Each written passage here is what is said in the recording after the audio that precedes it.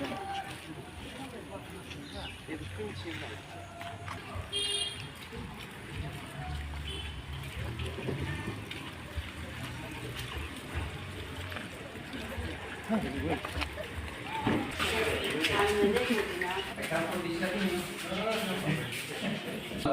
Monday,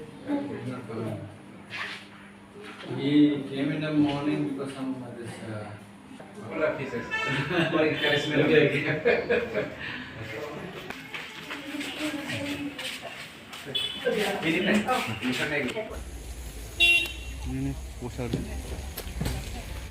crops memorial हस्पिटालाव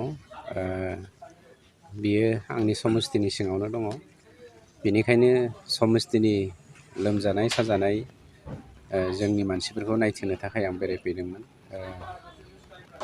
बेरायनानै नुनो मोन्दों गोबां मानसिया लोमजानानै दङ। ओरैनोथ' गोबां मानसिया आंनाव खबर हरखायो लोमजानाय साजानायखौ, अब्लाबो मोनथिस्लाबाजासेनो माखासेया लोमजानानै थाफैनायखौ दिनै नायबिजिरनानै आं बिथांमोनखौ माबायदि हेल्प खालामनो हायो बे थांखिजोंनो नायनो फैनानै बिथांमोनखौ लोगो मोनफैनाय जाबाय। बावहाय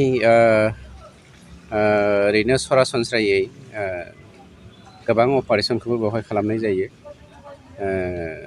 अन्थाइ जानायनि अपारेसन खालामनाय जायो, बेनिफ्राय बिभिन्न धरननि अपारेसनखौ बेवहाय खालामो। ओमफ्राय खम बेसेनावनो क्रप्स मेम'रियेल हस्पिटाल थुक्राझारावहाय मानसिफोरखौ ट्रिटमेन्ट खालामनानै फोसाबनायखौ जोङो गोबां नुगासिनो दङ।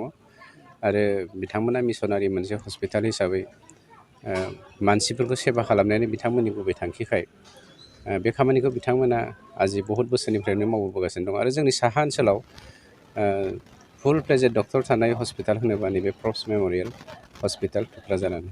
Thank you sir.